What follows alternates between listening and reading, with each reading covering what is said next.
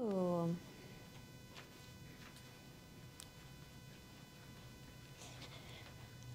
Hello, everyone, and welcome to another event for Startup Chippewa Valley Week 2025. We're so excited to have Kelly Berry here speaking with us today.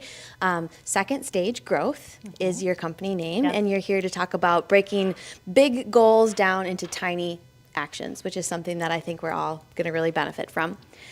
Before I turn it over to you, Kelly, I just want to share a couple of quick things about Startup Chippewa Valley Week. So first and foremost, our mission is to educate, celebrate, and connect startups, entrepreneurs, and small businesses across the Chippewa Valley.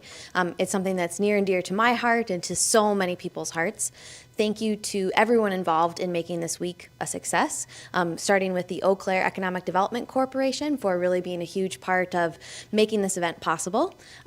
Also, thank you to Royal Credit Union, who is sponsoring our keynote talk tomorrow, Friday, 1 to 3 p.m. at the Pablo Center. We'll be hearing from Zach Halmstead and Emily Laird.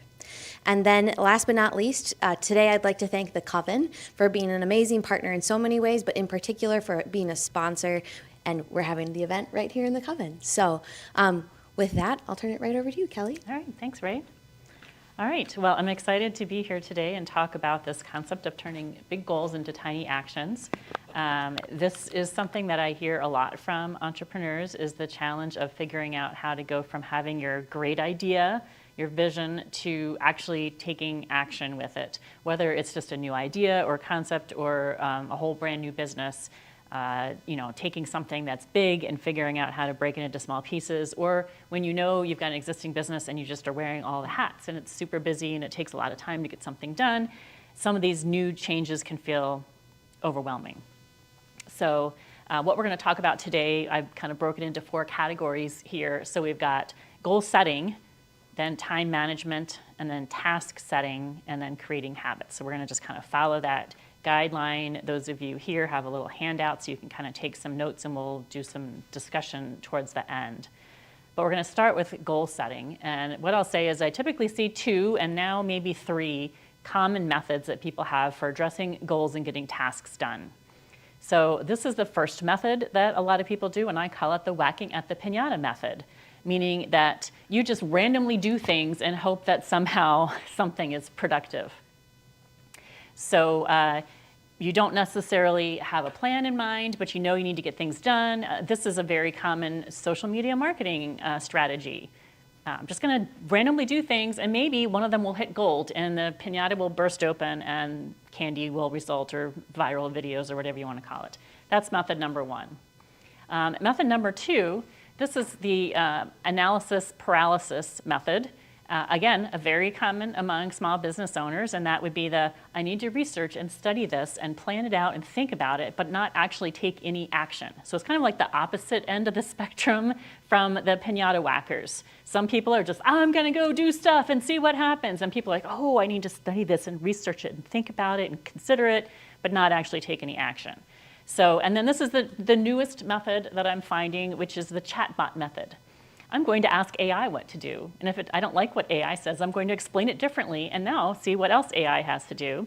And you can see my image here is something that Dolly created for me. And I said, make a conference room with a business owner and some chat bots. And of course, the business owner's male, because I didn't specify. And you can see he's giving advice, or advicey on the other side there, because chatbots apparently don't know how to spell. And some of the chatbots are like half human, half robot, and they're drinking coffee, or they have a keyboard but no laptop. I always am amused by it. So, and then this is my edited version. I said, how about make it a female business owner? And she's like 3 times the size of her chair.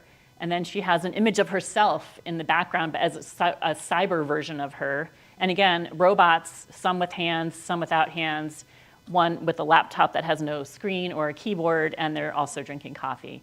So I think this should be a good demonstration as to why maybe having a chatbot as your sole guide is maybe not the best option. I truly support the concept of having conversations with Claude or your favorite chatbot, but what we're going to do is instead, we're going to go old school today. And so enjoy your chatbots, but if we're going to try and go somewhere in between whacking at the piñata and the analysis paralysis, let's do a little old school conversation. And so what the starting point of this is to really know what you're passionate about doing and what you're good at doing, so that you can figure out how to spend your time and how to not spend your time. So that's what we're going to talk about first when we talk about goal setting. So, and I think we had brought this book up previously when Sarah was presenting earlier, The Big Leap by Gay Hendricks. I'm a huge fan, and I know I'm not the only one that's a huge fan.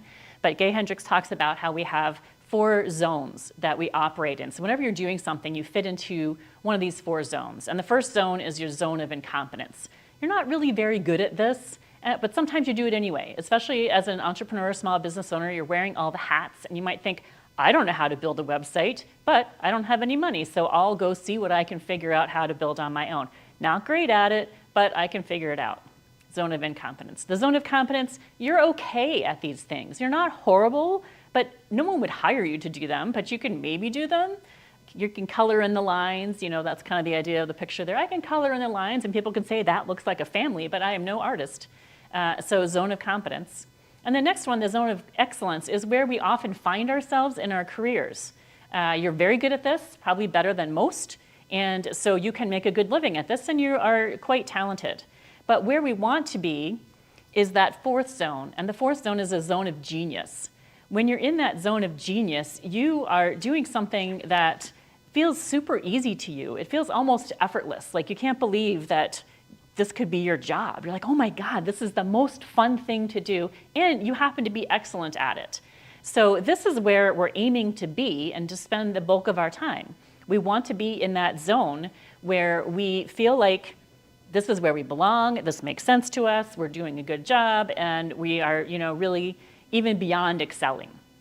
So part of it is just thinking about what do I do, and how do I spend my time, and how does it fit into these different zones. We all do things in each of these zones. And then you'll see on the sheet, I have a little grid for you. And this ties into these 4 zones. So this is an exercise I went through that I found to be very fascinating. I did a time study. I looked at how I spent my time over the course of a week. Every 15 minutes, I jotted something down. And then I looked at the emails I was responding to. Who am I responding to? What's the email about? How am I spending my time? And then I actually mapped it out in this grid with little X's, like which of the things that I were doing in those 15-minute increments fell into each of the different quadrants. Things that I'm excited about, not excited about, or competent, incompetent. So essentially, this is what we're looking at if we map out the zones along with our grid. So you can tell already that I was a math major, so I like to look at everything in charts and tables and graphs and Venn diagrams. So. But this is a really excellent way to get a handle on, where you're spending your time. So you can't do this, immediately right now, but I would recommend the exercise of doing a time study and think about how you spend your time, what are you doing, where are you putting your energy, and how much of it is in that grid of incompetent and not at all passionate, how much of it is in things that you're okay at but not super passionate about. And just think about that. So when I did this study, like I said, I kind of just mapped out every 15 minutes, and I put a little X for every task I did and where I felt like it fit in the grid. And this is ultimately what I figured out. These are some of my hats, some of the jobs I've had over time or jobs I've taken on for myself. So we'll start down here. I am not a website designer, nor am I a sales and marketing person, and I would never promote myself to be that or say that I am, but I have my own business, so I kind of have to do those things sometimes. I am not at all passionate about them, and I'm not particularly good at them. And I spent a good year trying to design a website on WordPress, teaching myself WordPress and watching videos and all this stuff, and then finally I thought, I should be looking for customers who pay me money and then paying somebody to do this, because this is not my zone of competence. It's probably my zone of incompetence, and I'm wasting a lot of time here. So now sometimes you can be not great at something, but you think it's really fun. And for me, that would be where I put myself as a pickleball player. Not the best pickleball player, but it's kind of fun, and I'm okay with that, and I don't need to be the best at it. So I give myself permission to be not a great pickleball player and still have a good time at it. Now you can see on the right-hand side of the grid, the jobs on the bottom are jobs I have held that I would say I did quite well. I'm not very good at bragging, but yeah, I did a good job. I used to teach full-time at UW-Eau Claire in the College of Business, and I have been spending the last 10 or 15 years of my life doing secondary market research, helping small businesses find markets and opportunities. I make a good living doing this. I'm competent at it, and I'm probably excellent at it. It's my zone of excellence. Am I excited about it? Not particularly. So I have to think about what are the things that really get me excited to the point where I feel like I can't believe that this is how I make a living. Like this, people pay me to do this? I mean, really? And so during the pandemic, I took a 5-course series on Coursera on becoming a futures thinker. And that got me super fascinated about all of the change that's going on in the world around us and how small businesses really don't have the bandwidth to think about that, but it could give them a competitive advantage if they could set aside the time to think about their industry and their customers and how they might be able to, pivot and be able to take advantage of a lot of the change that's coming this way. Ultimately, that kind of led me to becoming a peer group facilitator, meaning that I run these peer groups and I moderate or facilitate the groups, bringing in small business owners who meet once a month to talk about their issues. And that really kind of combined a wide variety of skill sets that I had from teaching, so being comfortable in front of a group of people, not being intimidated speaking to people, but really as a facilitator, I'm not teaching and I'm not lecturing or I'm guiding. I'm keeping everything on time and on schedule and making sure no one dominates the conversation, and then bringing in the concepts that I've learned from future thinking or from market research to help make sure that there's some value in that conversation. So the exercise that I went through, thinking about the 4 zones and then thinking about how I'm currently spending my time and how I'd like to be spending my time, helped clarify for me what I should be doing and how I should be spending my time. So that's the first part of it, is just how can you spend more time in your zone of genius, which is likely very different than my zone of genius or anyone else's zone of genius. But the more time you spend there, likely the more happy you're going to be, the more productive you're going to be, and the more profitable you're going to be. So if you're spending your time doing things like designing a website when you don't know how to design a website, maybe that's not the best place to spend your time and energy.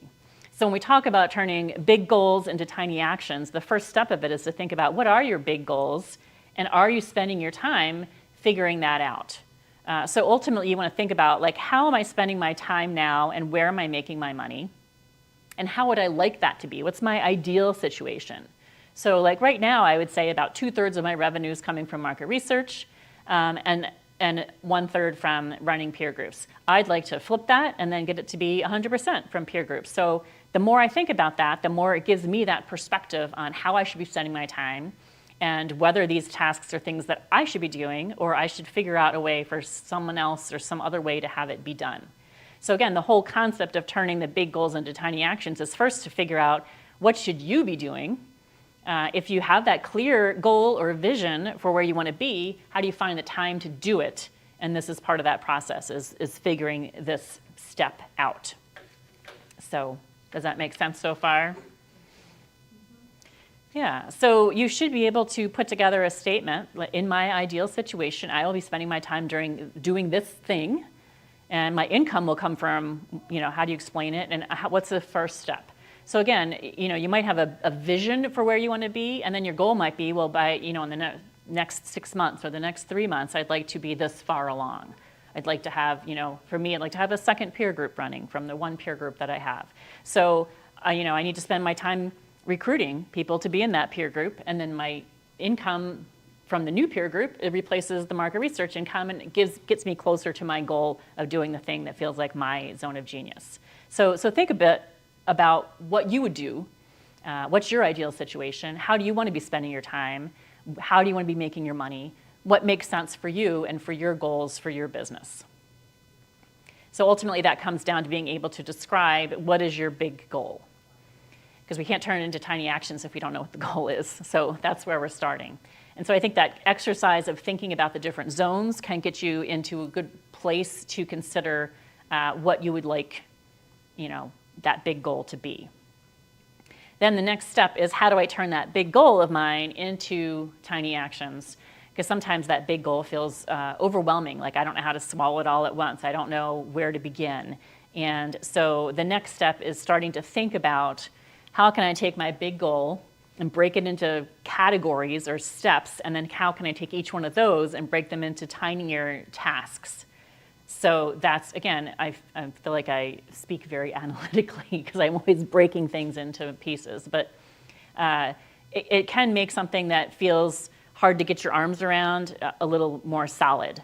So if I want to run peer groups, for example, part of what helps me do that is more visibility showing up in the small business community, where I become someone who is a trusted leader, a thought leader, someone that you might want to have guide you in your journey. So one way I can do that, so one of the 3 blocks on the second row there would be I want to be speaking or facilitating events. So I can demonstrate that I am a good facilitator of big conversations that still can be productive, or that I can demonstrate my knowledge and passion for what I'm doing through speaking. So that's a category. And then if I say, okay, well, what if I want to do more speaking? How do I find those opportunities to do more speaking? I can have 1 or 2 talks that I do consistently, where I can have a little write-up of it and make it easy for someone to understand. I can look for events where people are looking for speakers. I can contact people locally to see if they're ever looking for a speaker, like Chippewa Valley Startup. So the idea is to start with something bigger, and like, how do I get to that goal? Can I think about activities I can take that will get me closer to that goal? And if I pick each activity, can I think of little individual activities? So I can say, okay, today I'm going to take an hour. I'm going to outline a talk I've given in the past and write it up as a little promotional thing. Like, here's a talk I can give to people that's all prepackaged. Here's what the takeaways are. Here's how long it is. Here's who it's geared toward. Or I can go online and look for events that are looking for speakers. So those feel like tasks that I can accomplish. It doesn't feel so overwhelming. So instead of thinking, ooh, I need to have a peer group, but I don't know what to do, I can take it down from that one big piece to the smaller piece. So again, I want you to think about the same thing for your business. Do you have a good sense for your zone of genius? Are you spending time in that zone of genius? Do you know what your big goal is that you're trying to get to with this activity? And can you think of ways to break that into smaller tasks? That's what we're trying to do in this step, is just start doing some of that brainstorming to get through what all of this looks like.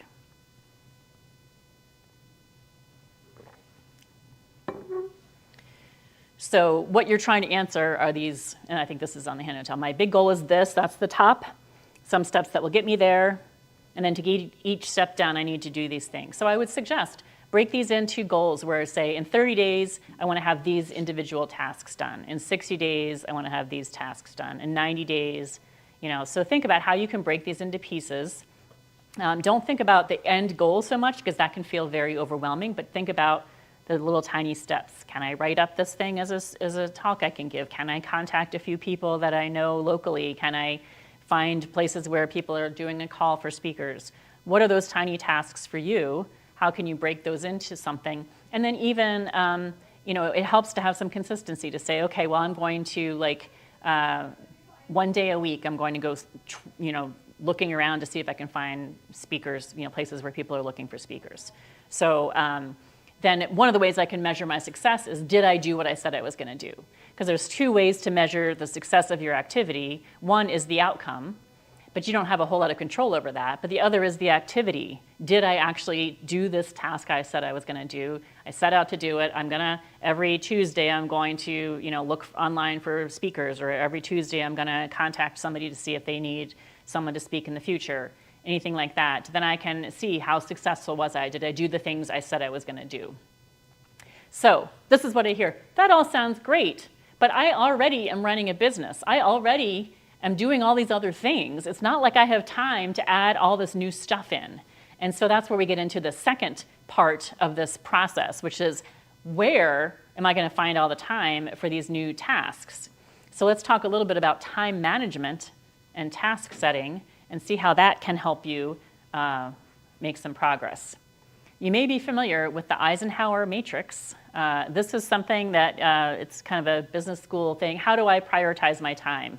We spend the bulk of our time in that upper left quadrant, things that are urgent and important. So I have to do it. I have to pay my bills before they're due. I have to, deliver my proposal to the client before the deadline, so forth. Things that are urgent and important. That's where we spend a lot of our time. On the bottom, sadly, we also spend a lot of our time down here. Things that are not important, that perhaps we should be delegating because they need to get done, but maybe not by you. Or we should not be doing them at all because they are both not important and not urgent.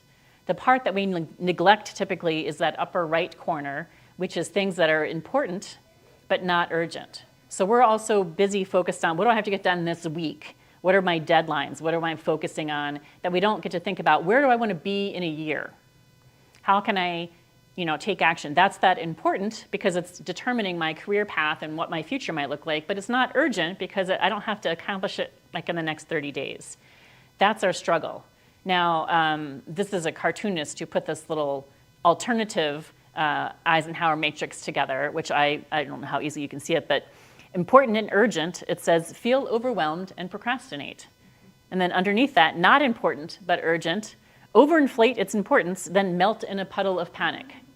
On the bottom, not important, not urgent, do it right away and spend hours on it. This would be like TikTok, Instagram, YouTube. And then important and not urgent, where we think we should be spending our time, make a plan to do it later, but think about it nonstop. So that might feel more real than the traditional matrix, because this is how our brains typically operate. And I am just as guilty as everyone as saying, oh, I'm just going to check my email, and then I go down a rabbit hole and then don't get to the things that are important and urgent or important and not urgent. I've actually started a habit of having no meetings on a Friday, and I have a home office with all my papers. I leave that office and sit someplace else to just do some brainstorming and thinking, like, how am I doing? How am I progressing? I need to walk away from all the easy distractions. So last Friday when I did that, I told my husband, I went into the kitchen to do some thinking, and I discovered that the kitchen was full of dirty dishes. The dishwasher was clean, there's stacks of dirty dishes, and I'm like, if I sit in here, I will unload the dishwasher and then reload the dishwasher and then wash the pots in the sink because I'm so concentrated on the not important, not urgent. Oh, the dishes have to be done right now. So I actually left that room and went into a different room so that I didn't have that distraction. I had to have nothing distracting me from the thinking process. So, and that's the challenge. We want to be able to set aside some time for that square, but the other squares are pulling us in a bit too much.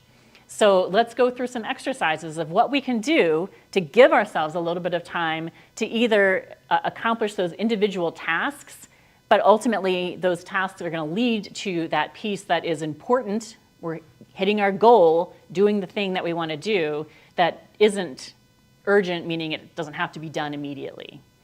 So one of the ways to address that is something that's called TACO, taco your tasks. And that just is an acronym for terminate, automate, consolidate, and outsource. So think about the tasks that you're doing that you are not good at, the zone of incompetence or even the zone of competence. How much time are you spending on those tasks? And could any of them be something that actually you just stop doing? What if you stop doing it? Would anything happen? What's the worst that could happen? Can you make that change and just completely get rid of certain tasks?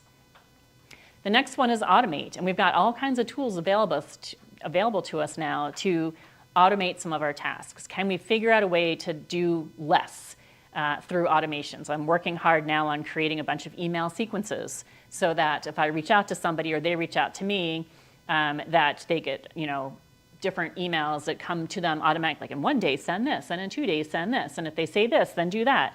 And then I can make sure that the system is doing something even if I'm not thinking of it. So what else could you automate? We often automate having our bills paid. But just think through the different processes. Are there any tasks that you're taking on now that you could automate? Consolidate is just, can you bring a bunch of things together all at once? For me, I'm on the board of a nonprofit association, the Association of Independent Information Professionals. And as a board member, I have a whole bunch of different tasks to do.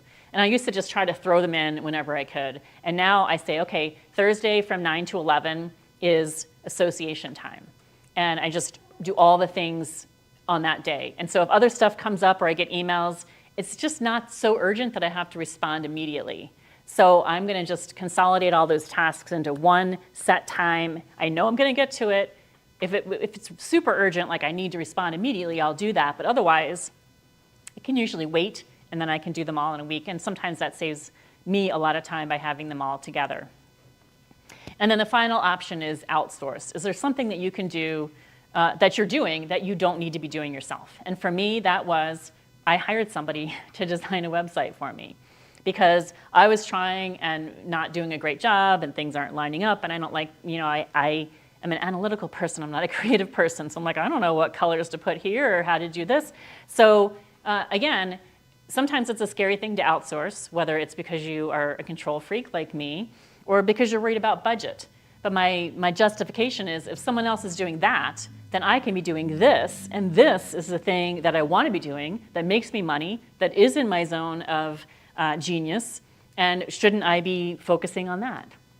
So think about some of the tasks that you're doing. Again, that time management study can be a great resource for figuring out where do those tasks lie in those 4 different zones. And then that can kind of say, okay, these are the ones I need to pull off and do or have someone else do for me. I even started working with a marketing person because I thought, well, I can do marketing. I teach marketing. I do all this marketing stuff. But it's a whole lot different when it's your own marketing and you've got other things on your plate.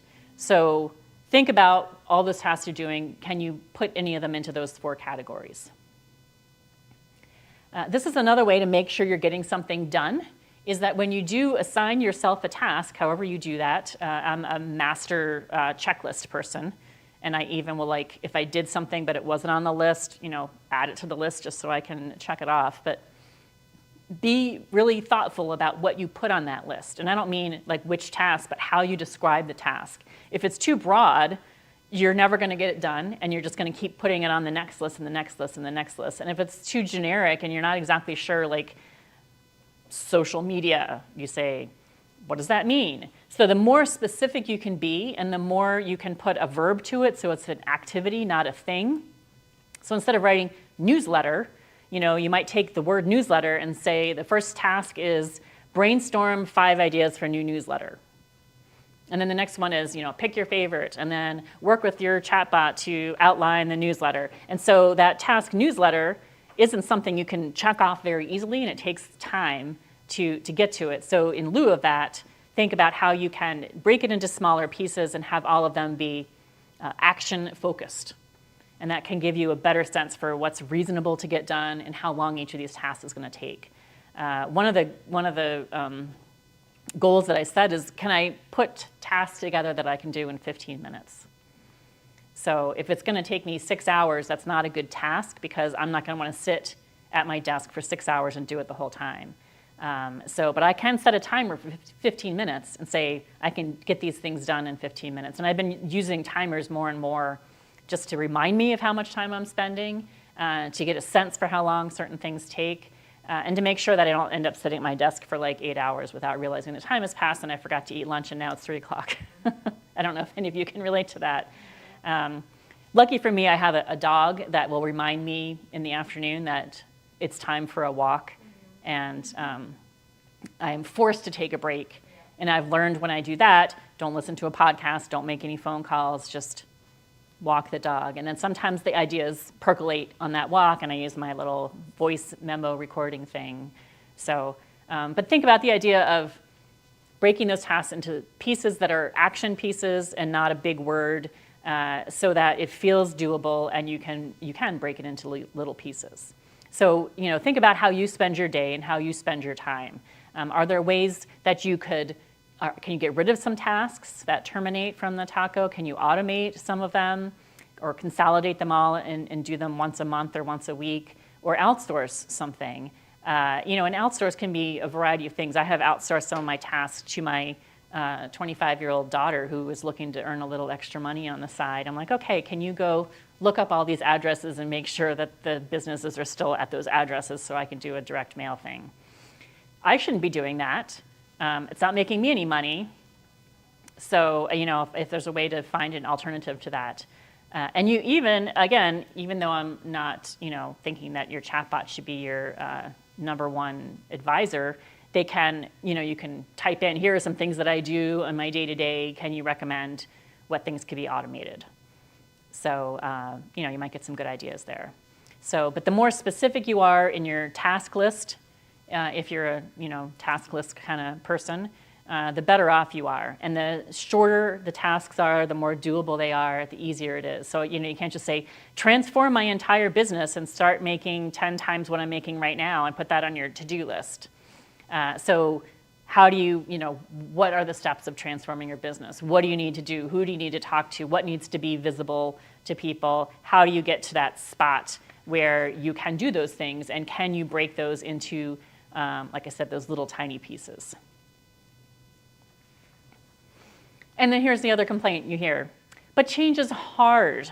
How can I make sure I make progress? Like, okay, I see, I have a sense for my goal. I hear you about the delegation and all the other things, and maybe it can free up some time, but it's not just the time. Sometimes it's that resistance to doing something new or different.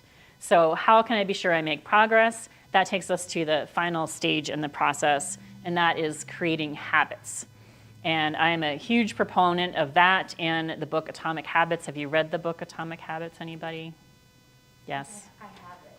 I haven't read it. I really thought it was an excellent book, and it made a lot of sense to me. And so Atomic Habits, the idea of that is that you want to create habits so that the things that you want to get done, you just start to do them because it's a habit. So think about the habits that you might have. Are there certain things that you do consistently already? Like every morning I have a cup of tea after my breakfast, or I take my dog for a walk every afternoon. What are some of the habits that you have? And then how can we create new habits to help you be able to, have more control over what you're doing or how you're spending your time? And so James Clear kind of breaks the concept of creating a habit into these 4 categories. And these are like the 4 laws of habit creation. So the idea is that if you repeat a behavior often enough that it becomes automatic, then it's a habit. And this helps you get things done with essentially as little energy or effort as possible. It's a thing that you do. You don't even think about it. So we want to try to create things, turn things into habits. So the first step is to make it obvious. And we're going to look at each one of these separately. So rather than deciding if you're going to make progress with a new task, you want to think about when you're going to get it started. Can you make a plan? Can you make it obvious to you that this is the time to be thinking about that, so you have some kind of a cue to tell you what you're doing? Or make it attractive. So attach it to something that you want to be doing that has that craving response. Or make it easy, again, taking into little tiny pieces. Or make it satisfying. So let's take a look at each of these 4. And I want you to think about what could you do? How can you take something you want to do and turn it into a habit? And even just setting aside time to think about your big goal, or to assign or create some tasks that are doable. So the first one, make it obvious. You're making a statement. I will do this thing at this time in this location. So think about that as you're going through this. Like, what is it that you're going to do? At what time and in what location? Or if you have an existing habit, can you attach the new habit to it? So I'm going to say every time I have a cup of tea after breakfast, I'm going to look through my to-do list and pick the top 3 priorities for my day. Or every time I, take the dog for a walk, I'm going to reassess how I need to spend my time in the afternoon. So think about how you can find your existing habits that are working for you and attach a new habit to it, or how can you pick a time and a date and consistently do the same thing each time. That's one way to kind of create that comfort zone for the habit, is to make it obvious, to have that cue. Another way to do it is to make it attractive, to give yourself some kind of reward. So if I do this, then I get this. Or I will spend time with this group that's already doing the thing. So, that's why people join a gym or a running club or a book club. Like, oh, I really would like to be reading more books. If I join a book club, then I'm going to have fun with other people talking about it, and that's going to motivate me to read the book. So think about what habits you might want and how you can make it something that feels more desirable to you. I know one of the things that I learned, I read this book during COVID, and I had a friend that I used to work out with, and we couldn't work out anymore because, well, everything was closed, right?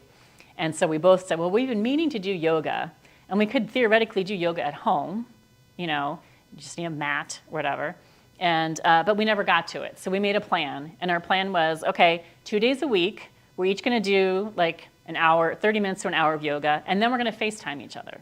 Because if you can recall, we were all very lonely during COVID. You never saw anybody, and so that was like a reward for me. And I also knew that if my friend and I both said, we're going to do yoga, and then we're going to talk, I'm not going to not do yoga, and then get on the call with her and go, whew, yeah, that was some workout, and pretend that I did yoga because she's my friend and she also is doing yoga. And so we would get on the call and we'd be, sweaty and, whatever. And that was my reward. And it was great because I was able to stay in touch with a good friend of mine, even though we couldn't see each other. And I exercised even though I didn't want to or didn't think about it. And now I do yoga every morning. And I don't think about it. It's just part of my routine. Because I created a habit by doing it consistently and having a reward connected to it that even when I took the reward away, it's still a habit now. So, and it's not COVID time anymore, so I can actually see my friend in person and I don't have to connect it to my yoga anymore. So think about how can I connect something pleasurable that you do to something like this.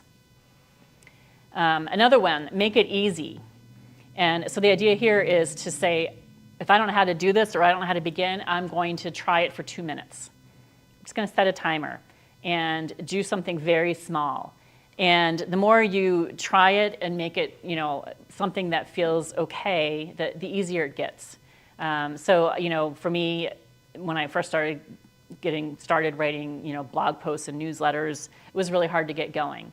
And I would actually set a timer and say, okay, well, I'm just going to write for 5 minutes, and then I'm done. I excuse myself from this task after that period of time. But what you find is after you start writing for 5 minutes, now it's a whole lot easier. Now you're in the flow, and okay, well, I'll just keep going now that I've got going with this. So if there's something that's a challenge for you, try making it easy by just doing a little tiny bit at a time, and then you'll start to get more comfortable with it, and it can turn into some kind of a ritual. And ultimately that kind of option. And then the final atomic habit law is to make it satisfying. Give yourself some kind of reward, and then if you consistently get this reward, it increases the odds that you want to keep doing it. So for some people, it's just like seeing all the checklists, like I did this every day and I got to mark it off. Give yourself grace, even if you don't do it every day. Don't give up. Keep at it. But think about how you could attach a reward. Now, I know one of the crazy things I did, somewhat related to this, is when I used to teach at UW-Clare, and I had a lot of grading to do. I never really enjoyed grading 180 papers or whatever. It's a lot. So I would say, okay, I'm going to grade 5 papers, and then I get to have one of those little Dove chocolates. And I would put a stack of them on my desk. And so I'm like, oh, I've gotten through 3, but I'm like, oh, only 2 more and I get a piece of candy. So it's a silly thing, but it helped me survive something that was challenging because I knew that I was giving myself a reward at the end, and that's just a silly example of it. But each of these 4 ideas are helping you to think about things that I'm having a hard time doing. And sometimes I'm having a hard time because it's a time thing or because it's a new thing or because I'm resisting, because I'm afraid of change. So take advantage of the concept of atomic habits to turn these things into habits that makes it easier for you to get going. So again, think about your time study, how you're doing these. Is there something that you'd like to do? And is there a way to attach it to something you're already doing? Think about the habits you already have in your day. And sometimes we don't even think of them as habits. It's just, this is what I do. So think about your morning routine, your evening routine. Is there something you do at lunchtime? What are your existing habits? And if there's something you'd like to do, can you attach, like say, okay, every time I do this, I'm going to do this also. And eventually it'll just become a habit, right? Easy enough to do regularly. So make sure it's something that, it'll become easier and easier to do the more you do it. Is there a way for you to reward yourself or, attach it to something that you're already doing? Start by doing it very small. Track your progress. Again, a lot of people like to see all the X's on the calendar, like I did this every day. I know the yoga app that I use, they do challenges. So they'll do like, oh, it's the October challenge. And if you do yoga every single day in October, we'll enter you in a, prize winning, you can win. I have done multiple yoga challenges now where I've did 30 days of yoga, like every day in the month. Haven't won anything yet, but I did get like a happy emoji on the last day. So, whatever, whatever works. But I'm sure to them, they're trying to have you create the habit of using their yoga app all the time so that you continue to pay for it because you're actually using it. So again, when we think about our business environment and your busy day, are there certain habits that you have or certain things you do each day that you can say, okay, I know I need to look at my finances, or I know I need to do this thing that's distasteful to me. Can I reward myself for it or attach it to something I'm already doing so I just remember to do it and get it over with? Can I set a timer so I only do it for so long before at least I can say I looked at it? All those different ways can make it a little bit easier for you to swallow something that's new or different or distasteful, and then make it easier to do moving forward. So I'm at almost 45 minutes there. So the idea then is, of course, that we are looking at starting with your big goal, then can you break it into smaller tasks? Can you get rid of the things you don't need to do?